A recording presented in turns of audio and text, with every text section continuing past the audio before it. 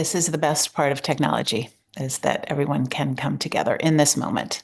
Whatever you are doing, wherever you are, we are joining together to have this conversation. So let's go ahead and dive in. I'll just introduce myself. I'm Pamela Tadji, and I use she, her pronouns. And I'm the executive and artistic director at Jacob's Pillow. I will be coming up on my 9th anniversary in April. And I'll just invite our two guests to introduce themselves, and I'll give you a little bit more, tell you a bit more about them in a minute. So I'll toss it to Shamel. Thanks for the toss, Pam. It's great to be in conversation with you and Andrew. And thank you to all of those who've joined. My name is Shamel Pitts. Use he, his pronouns. I'm from Brooklyn, New York. And what else was I supposed to say? Is that enough? Is that good? That's fine. Home of the Lenape people. Thank you. I'm tossing it to Andrew. Thank you, Shamel. Thank you, Pamela, and thank you to everybody for coming, for having us here. My name is Andrew Schneider. I was born in Milwaukee, Wisconsin. I'm a Taurus. I have been living in Brooklyn, New York for like 20 years, unceded lands of the Lenape Canarsie people. I'm very excited to get into conversation with y'all. Wonderful. Thank you. So I'm just going to begin by talking about the historic moment that's ahead of us, which is that we are opening the new Doris Duke Theatre. We dance on the land of the Stockbridge Munsee Band of Mohicans, who currently reside in Buller, Wisconsin. We have created a theater that we have put out our proclamation that it's for the future of dance, but it's deeply grounded in the earth. We had Jeffrey Gibson, a Cherokee Choctaw tribal member, an artist, serve on the design committee so that we could really think about what it means to build a new theater on this indigenous land. We also had as a value sustainability, accessibility, and as a primary strand of the programming, will be featuring works that showcase the intersection of dance and technology, works that can be witnessed in person and online.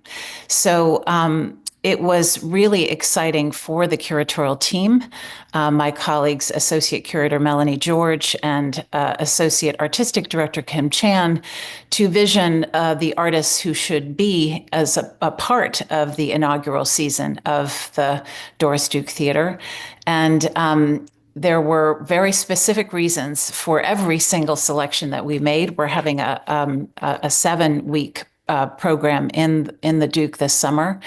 And both of these artists who are with us today are expressing themselves in distinctive ways, in innovative ways that incorporate the body, movement, embodiment, and technology.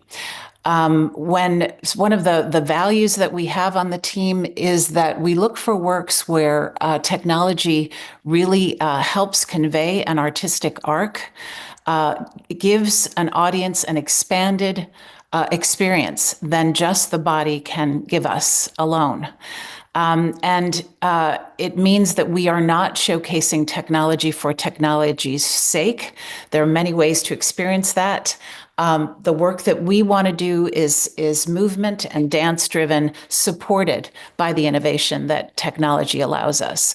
And we think of technology broadly, everything from the opportunities that sound innovation, lighting innovation, projection, extended reality, all of those means can give us to access work in new ways. So I will just introduce these two artists to you. First, Andrew Schneider is an Obie Award-winning Drama Desk nominated performer, writer, and interactive electronics artist, creating works for theater, dance, sound, video, and installation since 2003.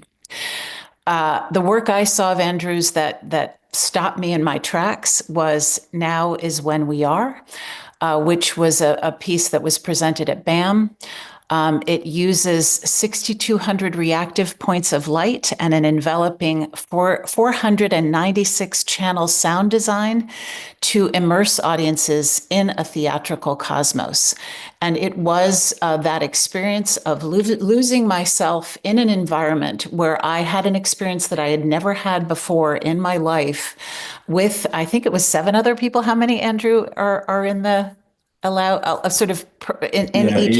eight at a time. So yeah, that 8 makes at a sense. time. That's what I thought. I remember that so specifically too. So it's because of that that I became really interested in Andrew's work, as did the curatorial team. And so we have commissioned Andrew's latest work for it's to have its premiere in the New Duke this summer. The work is called Here. It was partially developed in our Dancerly Intelligences lab in the summer of 2023 when Andrew was one of 3 artists that we brought. Andrew will tell us a bit about this work as a part of this conversation. So extremely excited, and I did have a chance to see a first look at the work last week in New York, and am so excited to have it go through its development over the next few months and then premiere in July. Then Shamel Pitts. Shamel, we have a really beautiful history with. First of all, Shamel is a performance artist, choreographer, conceptual artist, dancer, spoken word artist, and teacher who founded and serves as artistic director of Tribe, a New York-based multidisciplinary arts collective. Just this year, Shamel received the MacArthur Fellowship, which adds to his long list of well-deserved awards, including a Guggenheim Fellowship, a Princess Grace Award, and a Doris Duke Artists Award. So all of those awards, I think, are in recognition of the innovation, both of his approach as an artist, but also in how he leads his company as a collective.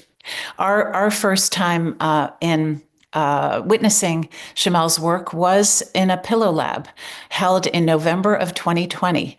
Actually, it was the last work that would happen in the Doris Duke Theatre before it tragically burned to the ground. And so we went through that moment of shock and grief with Shamel, and the work that he was developing at the time. And I remember being in the theater the day before, watching the work in progress, and just so excited about the work. This is a work, Touch of Red, that we had intended to have its premiere in the Duke. We were not able to present the work in the Duke, so we presented the work at Mass MoCA, but it was very important to all of us to welcome this work back to the theater as a part of our resilience, as a part of our ability to move forward in support of an artist that we care deeply about. In between the Pillow Lab and today, we commissioned Shamel to create a work for Taylor Stanley that was a part of his that debuted in the summer of 2022 on the Lear stage. So in both of these cases, as we go into this conversation, we not only invited these 2 artists to bring their works, but we said, could we commission a work that would give us a digital first work that would give us the essence or some aspect of the in-person experience so that we can begin conceiving of our online platform. We are evolving a digital crossroads as a site for discovery of new digital first works. And we gave that kind of open invitation to both of these artists. So you are going to hear a bit about those works as well. So I think what I want to just begin with is a little bit of a zooming out. I want to just ask each of you to answer the question, what excites you about the intersection of dance and technology? Why did you gravitate to making things more complex in this way? And maybe, Andrew, since you come at this from not necessarily a dance-driven background originally, if you could talk first, that would be great.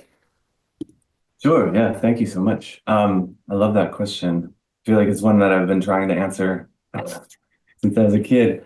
Um, the intersection of art and technology is just the intersection of itself, maybe. I don't know. I keep thinking about the more conversations I have about art and technology, the more I think, oh, technology is not a category. It's just a tool, just like any other tool, like the ballet slipper, like the drum, like the, you know.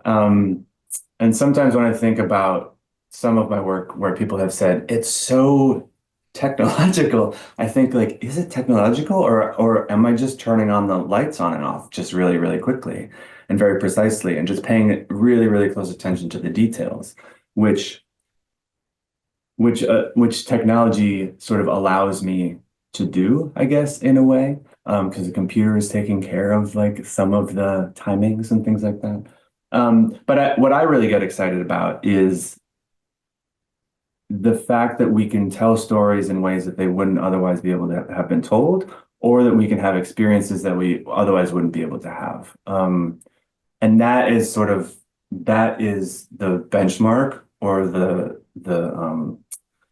threshold by which like it's allowable to have what we talk about as technology, and maybe we can call it digital technology in the work is like if I have an idea for a thing and it's best served as being a sculpture, then I should make a sculpture or I should write a book or I should do those things. It's only if I mean theater and being in a theater is such a great manipulator of experience, and I think that's what we sort of pay to go to is like please manipulate me emotionally in some sense, or like please like let's have this let's agree to you've prepared something for me and I would like to witness it, and you have that captive attention, and that is like such a great place where we can make in-person experiences that otherwise wouldn't be able to happen using technology. So things like wave field synthesis, or which is a 3D sort of recently possible audio technology that beams audio holograms, I guess I should call them, out into the audience, or volumetric lighting, or any number of augmented or virtual reality type things is for me it's a way to augment liveness. It's a way to enhance liveness rather than to duplicate it or take away from it or recreate it. It's a way to bring you, it's a present making machine for me. It's a way to give experience that has you think, wait, what is happening? Because you're live, like we know what a jump cut is in TV, but if you do that on the stage through technology and a lot of rehearsal, your body physiologically has a response because it knows that it's an impossible reality that can't be happening here on stage. And so that's what is exciting to me is that you can make things happen that seem like magic. And that is like a carrier to touch you physiologically, to touch you, you know, there's truly an embodiment there for me. Like it can't be, it truly is like, how does it make you feel rather than is it cool? Does it work? Like, because all technology, hopefully in my work gets hidden in service of the story. So yeah, I'll leave it there. I think that's what's exciting to me. Yeah. Wonderful. Thank you. And Shamel, how would you answer that? Why dance and technology? Why complicate things? Uh, I love that you, Pam, use the word why make things more complex, or use the phrase or ask the question, why do you make things more complex? And I think that complexity is inherent in our experience of things, and often, and even the experience of embodiment and being and having a body. I often think about the body as a supercomputer, which is in itself technology, and because of how much information, data, resources it inherited, and those inheritance are also like ancestral technologies through wisdom passed on from our ancestors. And then so the intersection, what excites me about the intersection of dance And technology um, kind of brings me back to the past, which in my imagination is like maybe the first technology for dance was the drum or something. I remember Andrew said in one of our last conversations that fire is also technology. And I love that idea of technology, maybe not necessarily for me as an instrument or tool, but maybe as an element. And I'm really interested in the power of collaboration, which is a combination of coexistence of elements, right? And that creates this, for me, this, or not, maybe not creates, that articulates, the power of collaboration articulates sort of the power of love versus the love of power. I mean, in my mind, in some way, there's not like an abuse of power, but the coexistence of the elements in order to survive and enhance ourselves. And in dance and live performance, in my works with my collaborators at Tribe, I often use technology, which is the body for me, and also video projection mapping technologies and electronic music, as well as scenic designs that have movement capabilities through technological instruments or elements that are incorporated inside of them. And so for me, it's always interested in this dance between the elements, the parts that create the totality of the experience. And so technology for me isn't something that it's put onto dance necessarily, but is a dancer with the dance. And then together they create the dance. That's fabulous. I love that. I'd love for you to sort of, speaking of collaborators, talk about Touch of Red. How did you, and I'm just going to invite everyone, we have a series of films called Inside the Pillow Lab. And one of my absolute favorites is the one that we did about Shamel's work. Not only because, in fact, we document what happened to the Duke during the residency and how Shamel and his collaborators continued on and can finish their residency in the Perlis studio, but also because it really highlights how you work with your collaborators, Shamel. So I wonder if you could talk about Touch of Red and the technologies that exist within that work. Yes, I mean, when I think back to 2020, November, and being at Jacob's Pillow creating this work, Touch of Red, with my collaborators, and having that fire that happened and burned down that sort of dance church, kind of breaks my heart still. But and you know, Pam, you also said earlier that like artists is being resilient, and I really was so moved by the resilience of my collaborators and Jacob's Pillow's team for allowing us to continue safely to create Touch of Red after the burning down of the Duke. And then I think about Toni Morrison, who says like, artists have a really bad habit of being resilient. Like, here we are, and this is what we are, and it's okay. It's like a yes and. But yeah, Touch of Red has a lot to do with, for me,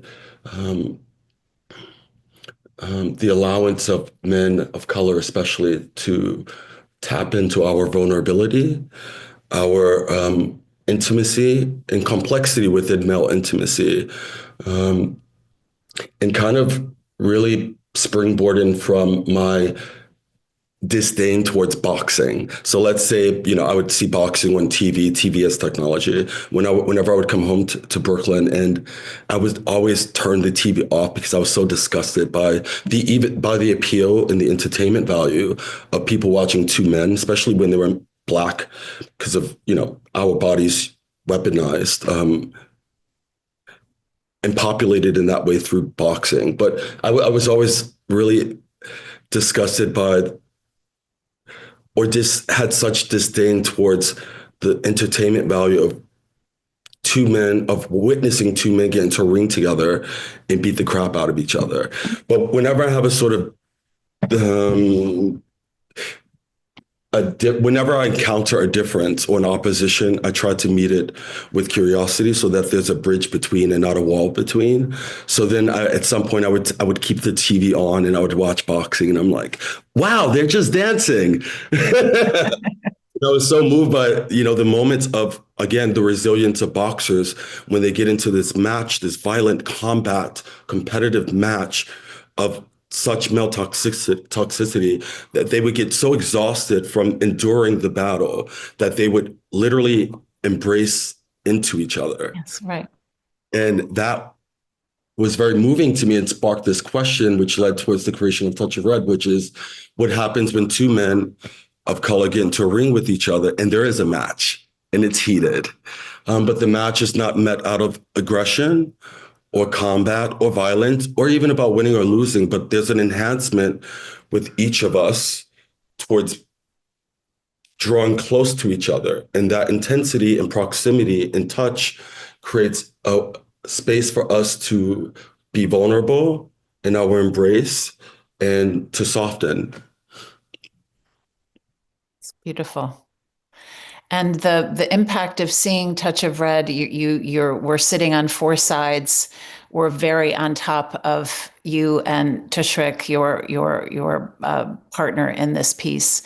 And then at a certain point, the introduction of these amazing projections that fill the space. Could you talk about how Luca, your collaborator, and how those came to be? And again, why did you choose to have them be a part of the piece? Yeah, thank you for mentioning this setup and environment of Touch of Red, which happens with the audience on all four sides. And the stage, which we call the ring, is this sort of black cube that's in the center. That's black on the outside and red on the inside. And you sort of look through this cube, which is sliced open. And that's the viewing point for the audience to witness Tashrik and I performing and also witness each other through the cube. And I guess with why, what led towards this consideration of environment and set design, which is by Mimi Lien, was also because we were creating this work during the pandemic. You're right. So, artists, in my opinion, it's like, I am responsive to the times. And, during the quarantine, we had all these moments that were digitalized and how we connect, which for me created such a frontal code experience with each other. And I really wanted to go back to this, to bringing the heat and warmth of coming together, like when people used to gather to dance around a campfire. So Touch of Red in its environment kind of was taking that idea of being around a campfire and creating this sort of voyeuristic and futuristic ring. And Luca Del Carlo, who's one of my longest and closest beloved collaborators. He works a lot with video projection mapping technologies, and he calls himself a light dancer. So I think I know there's 6 projectors that hang above the ring inside for Touch of Red, and they actually are there as a source and an element that is of movement and relationship and collaboration with the movement and dance as well. And I love with Luca how he and his artistic practice and purpose is able to enhance our shared purpose, which is the work that we do together. So I never feel with Luca, with that lighting and the technology that he uses is instrumental or ornamental, but rather essential towards the work that we do together. Excellent. Wonderful. Thank you so much. And again, I cannot wait to see Touch of Red in that theater. Yeah, it just gives me goosebumps to think about it. So, Andrew, please talk to us about here, the work that you're creating, and in particular, it'd be really helpful for people who don't understand the particularly spatial sound and what that is and what that means. If you could break that down for someone who doesn't know that technology or doesn't know what 3D volumetric lighting is. Absolutely. I'd be happy to. I mean, I actually know what it is. So the way that this sort of came about was in 2019, I was asked by the Sasha Baltzengest's dance company in Berlin to make a piece on their company. And so I went over there and we made an evening length piece, which premiered on March 12th, 2020. And, that was the end of being together in a room full of people for a while. And out of that grew sort of this sort of mutual love between myself and some of these collaborators that I was working with from Sasha Vals's company, Margot and Joel particularly. We vibed in a way that was we really wanted to make impossible. Like I came to them with these notions of like, hey, I'm not a traditionally trained choreographer, but I would like to make these impossible realities manifest on stage. I like to make manifest invisible forces. How do we do that? And so we worked together to sort of figure that out. And when that was over, we said, let's keep working together. And so now the piece is myself and the two of them as performers. And it takes a little bit of inspiration from this graphic novel called Here by Richard McGuire. It's since been that's been receding into the background, but it's an easy way to sort of tell you sort of how the show sort of works, which is these people are together in space, but we're not sure if they're together in time. And so you can imagine a corner of a room or like me here in my studio in Red Hook, Brooklyn. And this is a warehouse that was built in 1865. And so there have been other people who I don't know who have been standing in this very place, and then before that, many other people. And you could take a video of each of those people, like the film of their life. And at some point they all said the phrase like, I love you, but I just don't think it's going to work out. Or like, what? I can't hear you. They all said some phrase that probably lined up with another phrase that someone else said. And so what we try to do is like, we take that, one of the things we try to do is like, we take that section where they line up. Every time that someone said, I love you, or I can't hear you, or every time that someone said the punchline of a joke or something like that. And we play back those films in our bodies, basically. So everything is, there's 3 different storylines going on. And then at one instance, they all come exactly into focus and you hear the words, I love you, but I just don't think it's going to work. And then they all like drift back out again, So it comes into like this nexus and then it comes back out. And that's a very hard thing to rehearse. It's a hard thing to make. It's a hard thing to come up with and sort of wrench into like a storyline that is followable. And so these are that's just one of the conceits that we're working with. Some of the other conceits are like, if we talk a lot about our own identities. I was born in Wisconsin. Margot was born in France. Joel was born in Cuba. We all have different languages as our main language. And we talk about the differences between our thoughts because of those. Like the concept of like to miss someone is different in French than it is in English because of in French, you don't miss someone, they are missing to you, the way that the sentence construction goes. And so in talking about that, we wonder what it's like to be inside of someone else. I'm sorry, this is a very long way of answering your question. But we use wireless in-ear technology and wave field synthesis, which is this 3D spatialized audio, as one of the tools So we're constantly listening to things on stage that the audience doesn't hear. We listen to each other's voices sometimes. And so I hear Joel's voice, for instance, and Joel has a Cuban accent and when he speaks English. And he talks about in his house when he was growing up and how it sheds things and it collapsed during the hurricane and things like that. And we experiment with ways to sort of inhabit each other and channel each other. So we listen to their voices and we do this hyper precise lip syncing stuff. So we hear their voices in our ear and then it gets played back in the room so everyone else can hear it about half a second later. And so we train our mouths to line up with the sound that's coming out of the speakers. And in this way, we do this hyper precise lip syncing so that it's indistinguishable who is actually talking. So if you haven't never heard my voice before, I have Joel's voice. He has my voice. It's not a trick. It just becomes reality is the goal. And this is helped by this 3D spatialized audio technology, which takes a ton of little tiny speakers and makes them all fire at millisecond different timings so that the waveforms that come out from them meet in a certain location and focus in that location. So it sounds like the sound is coming from that location, not from all the speakers back here, but from out in space. And so those two ideas combined, we can put the physical location of the voice that is being spoken at the same location of the person who is speaking it or lip syncing it, hyper precise lip syncing it, so that it really does become indistinguishable who is actually talking.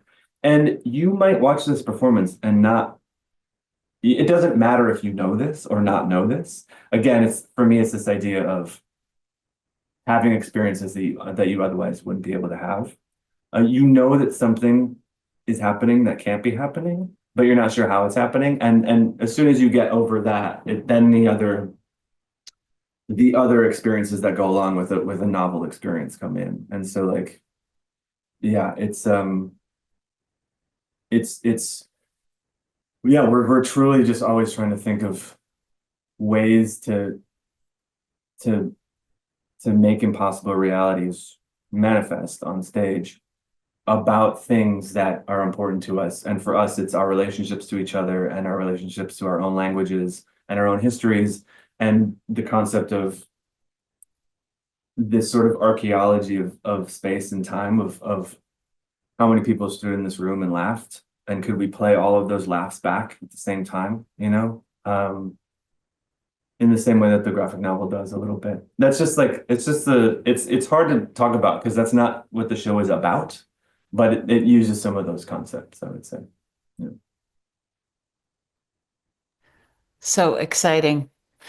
And just the experimentation that you did in the summer of 23 in summer studio at the Pillow gave us a sense of what that was going to be like, and then what I saw last week, just really exciting. So we are not only building a new home, which in part will be a home for this experimental innovative work. We are also building a digital crossroads, a platform that brings together all of the assets that we have online at Jacob's Pillow into a single place, that we hope will feel a bit like the crossroads at Jacob's Pillow, the pathways where you run into someone who you meet for the first time and you realize that there's 6 degrees of separation. You know someone who was danced with that person, or oh my goodness, you're a dancer with this company. I remember you from last year when you were in the school. All of those sorts of relationships and connections. And so we're building a place of community, of discovery. And we believe that as that into the future, many right now, we know that many people are consuming art solely online. Maybe they will never get to a live in-person experience. We hope they will. But there are many more people that we can reach in terms of access into the future, if we commit ourselves to building a robust place for people to come together to discover works of art. So, as a part of this journey, we invited each of you to create a work that would relate to your in-person work. And I think into the future, what would be so exciting is if it became a regular practice for artists to think in this way, to think of creating in person, but also think for creating for people all around the world online. So each of you took this invitation from Jacob's Pillow in very different directions. Maybe Shamel, you could talk about the piece that you're creating for this that will debut this summer online. Yeah.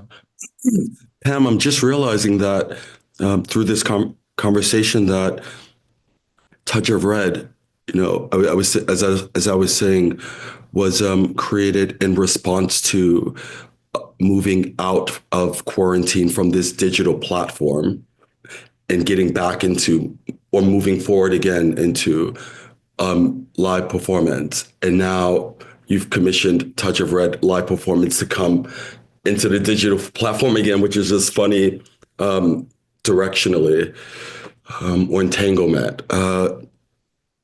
Yeah, I'm curious about Touch of Red and what it can be as a digital work, which I'll collaborate with Luca Del Carlo on, or with. I'm really curious about it as a work in and of itself. So it's not trying to replace the live performance experience, but I'm curious about what the experience is of dance and technology through digital, that is experienced through digitally or digital platform or created specifically for digital artwork, what that becomes. And so I've done several digital artworks before with several artists, and so I have some experience and some information and sort of data about what that experience can be. And I'm curious about what this experience specifically of Touch of Red will become through the digital work, because so I'm wondering how the work, which is a lot to do with intimacy and touch, how that can be experienced through a digital platform. I'm starting to think a lot about pixels and maybe pixels can become sweat. There's a lot of sweat in the live performance of Touch of Red. It's a very intense match that happens for 10 rounds in a live performance. I'm completely drenched in sweat and blood and tears. And how does that then sort of translate or evolve into the experience through a digital platform? And how does the audience, which for me, I'm always curious about the relationship between the performance and the audience, because it is a relationship that is active, even if the body is not moving in space for the audience member. How is this experience between the audience and the performance in this digital artwork one that brings the audience into close proximity to the work and also in close proximity to themselves?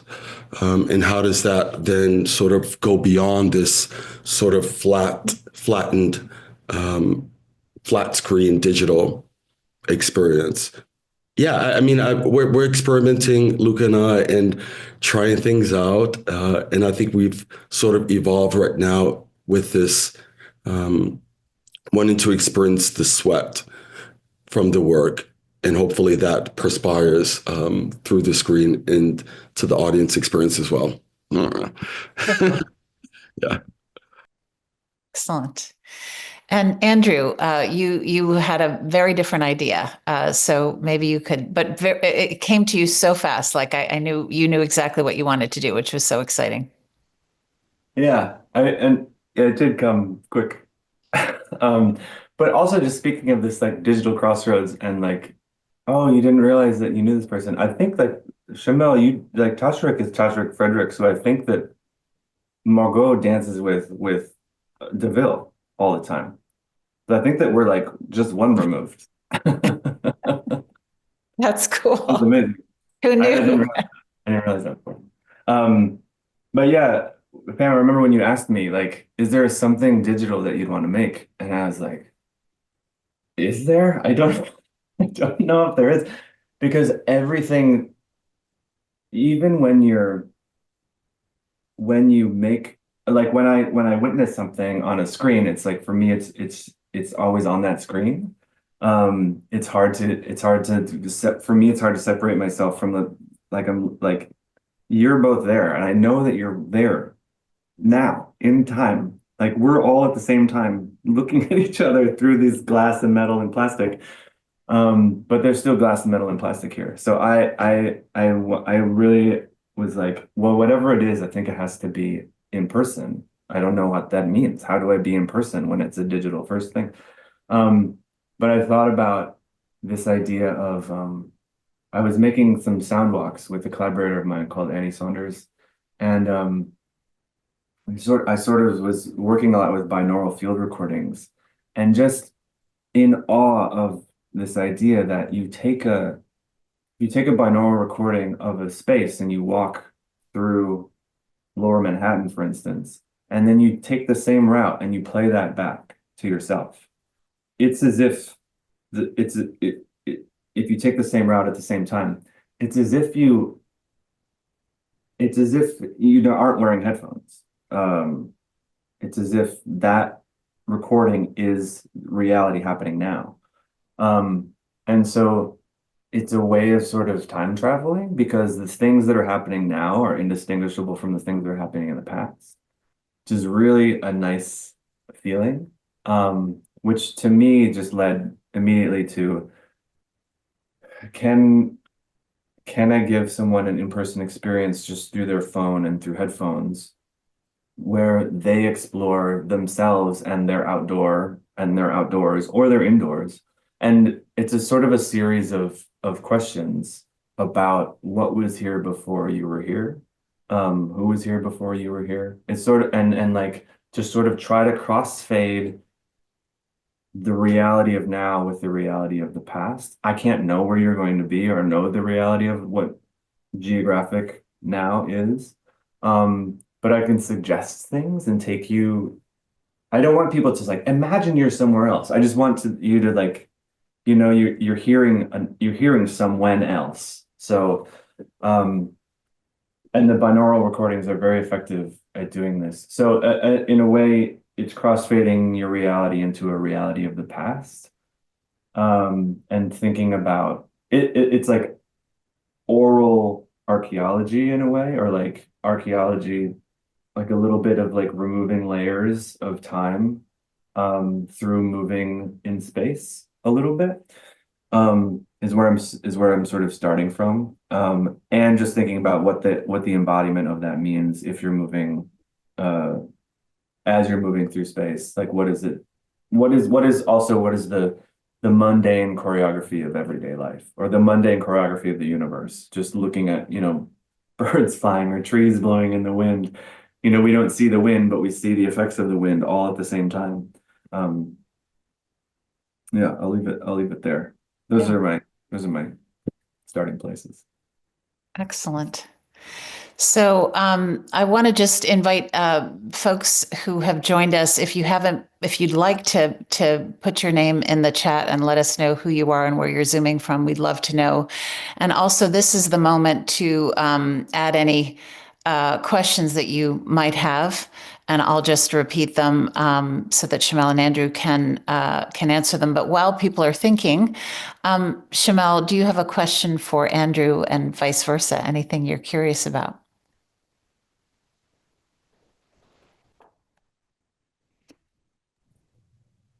I have a question for you, Shamel. Is that okay? Can I do that?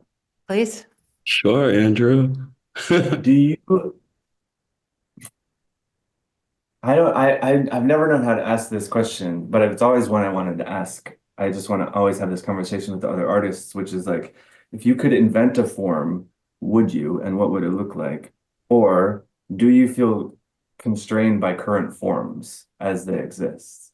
And like, if you could do away with like siloing of disciplines, uh, or anything that brings up in your own practice. Hmm, what a great question. Um, yeah, what's coming up right now is I'm really curious about Buto, which is Japanese dance expression. I don't think they call it a form, but it literally Buto literally translates to dance of utter darkness. And Katsuo Ono, one of the creators of Buto, has this phrase which it feels like came from myself in some regard, which which is when he dances, he tries to trace his memories all the way back to his mother's womb. So if that's sort of a starting place for me of dance, then a movement, then what does that form become? So it's sort of undoing form to get back to this sort of primordial way of being through the body and through the self and through those who've created us, right? Because I'm not self-made or created. Um, so yeah, I mean, I've trained a lot in ballet growing up and Gaga movement language, and hip hop and in modern techniques and forms, and I dance a lot at night. Actually, a poet, Claudia Rankin, and I were in conversation once, and she kind of coined the phrase "night dancing." Is what I do when I go dancing to techno clubs at night, and when I'm there, I'm really unformed in some way. Although my body is incredibly informed. Yeah, I'm kind of so I don't know if that answers the question, but I'm curious, uh, you know, and fascinated by choreographers such as Ralph Lemon, who, wow, what a punk, an innovative, badass artist whose work, when I see their work, I don't recognize form, which is like, how is this happening to me? And I would love to kind of arrive at that place if that's where the destination is. Um, yeah, Andrew. So Pam, should I go to? Yes, and I just want to say that Ralph Lemon was, in the first season of the Doris Duke Theatre in 1990. So yeah, traces a deep history with the pillow. And yes, you're right. Just absolutely, what is his form? It's something that transcends form for sure. Please go right ahead, Shamel. A question for Andrew. Yeah, I'm so fascinated, hearing of your work, Andrew, which I haven't experienced yet. But I'm so curious and fascinated by your voice and your depth of intention and complexity. Um, and I guess just going to listen to what arrives to me right now in terms of a question. Maybe I'll continue with form since that's where you brought us. Yeah, like maybe we can. How would you sort of? How do you relate to the word choreography? Let's say, and then does movement live inside of that word for you? And then how does movement, if it does live there, or if it's there in whatever whichever regard or degree, how is that? How does that inform the form of your choreography? Yeah, Is that that's cool. That's great. Yeah, yeah, thanks for that. And I love what you're saying about form and going like tracing it back to pre-form, basically, which is like let's all go back. Um, yeah, in answer to your question, I feel like yeah, I'm a fraud, you know? Sasha Walton guests came and saw a show of mine, and then they asked me to choreograph for their company. And I was like, oh, they Googled the wrong person. They don't know who I am. They got the wrong guy. And I said that to them, like, no, no, no, no, no. This is for a reason. But I think that they didn't want a traditional choreographer. I think they wanted someone to interface with their company who didn't have preconceived notions of what dance could be. And I mean, when they talked to me, they said, do you work with dancers? And I said, no. And they said, do you want to? And I said, oh, yes, I've always wanted to. And I thought, oh, but I can't because I didn't get that. I didn't do that.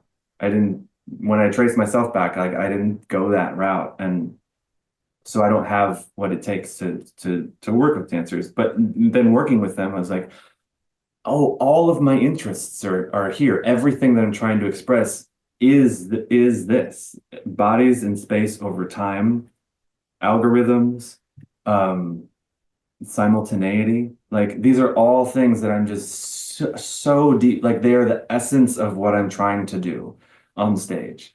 And they always have been.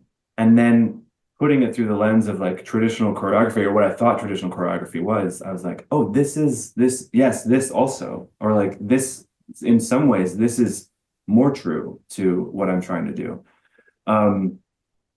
Yeah, so and it's very much movement. It's very much movement. And it's very much embodied. But I also do things like it's both because there's this moment in the piece that I made with the Sasha Walton company, a guest company, where these realities split. So you see this side of the stage, and then you see this side of the stage, and then this side, then this side, then this side, then this side, and it's just like it keeps getting faster and faster. It's a scene and then a scene and then like a second of a scene and a second of a scene, and it gets so fast that they become indistinguishable, or that the two realities start to happen at the same time and they start to like inform each other. But it's almost like sort of active 3D glasses, where it's like active 3D glasses like cover this side of your eye and just shows you the left image, and then they cover this eye and it just shows you the right image. And it does that enough times so that a third thing happens. And I love this idea metaphorically that a third thing happens out of two discrete things. And so it starts with people, and then there's this whole section of this piece is called Remains that I made with them. It flashes back and forth, and then it just goes, we call it lenticular. And it's a light show. It's not, I hate to call it a light show because to me it is choreography. It's this lighting choreography that happens with the set pieces. The furniture become characters in the thing, and they're very simple. They slowly move and turn and make these patterns. But as an audience member, you're really, because the lighting is it's so pattern oriented, but it's changing so rapidly. To me, it is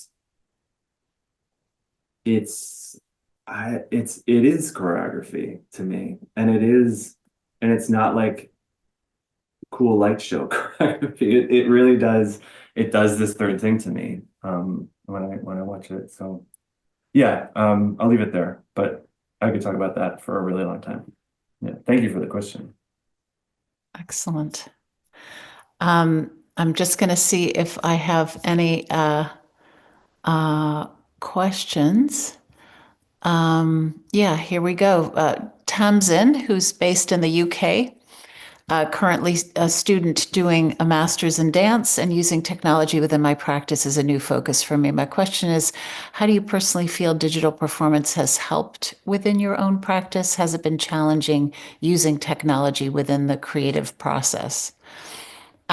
So I think the part of this question that I would, since you have spoken a bit about it, is maybe I would like to know, where would you like to go from here in terms of technology? Like, what technology haven't you experimented before that you might like to experiment with? And how would you go about, if you were just like Tamsin beginning this journey, how would you introduce it?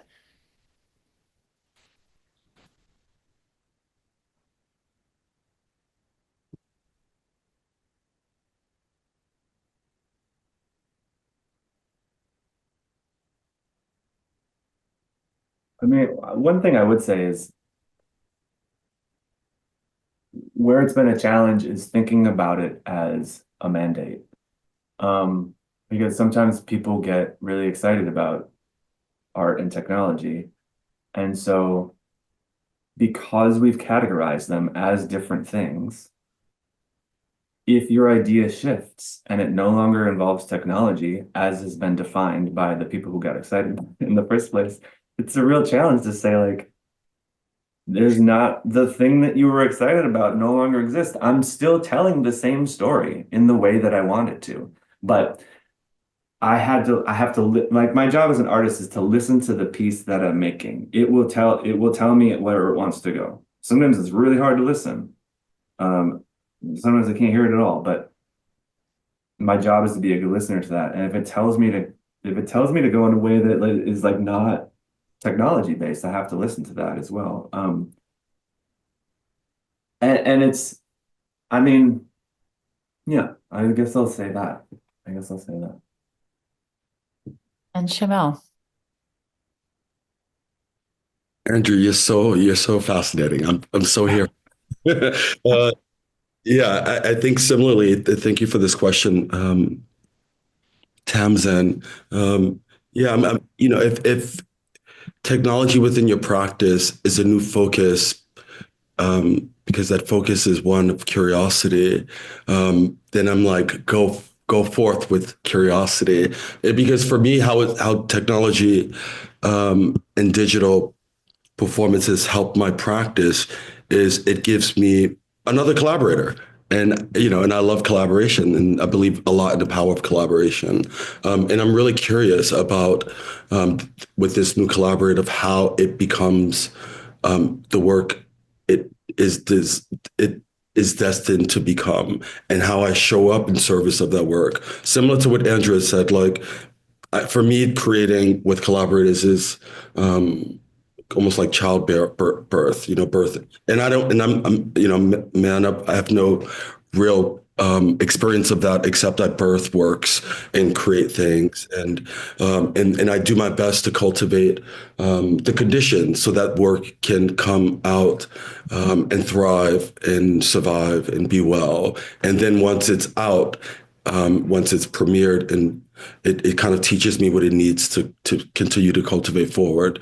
So the challenge, I guess, for me with technology and creative process is, yeah, getting to know how to work with a new collaborator, right? And having that knowing be met with humility. Like I don't know all of the things, but also met with a lot of curiosity. So how do I stay curious about working with something that is new for me, and have that be met with also integrity, so that shared um, is shared from a personal relationship that is built in collaboration and essence and truth. I don't know. Wonderful. Thank you so much, both of you, for opening up your process and what's inside your minds as it relates to work. It's so valuable and precious right now to live in the worlds of artists and imagine futures that we haven't experienced yet. I just want to say thank you to all of you who've joined us today. I will just give a shout out to the dates. You can come and see Andrew Schneider's new work at the new Doris Duke Theatre. Opens on July 16th, and Touch of Red opens on August 6th. So all of that is on our website right now, and we'll be announcing the full festival on February 12th. We exist to support and nurture artistic voices, and I just am so happy to have spent an hour with yours today. So thank you, Shamel. Thank you, Andrew, and to be continued, everyone. See you soon.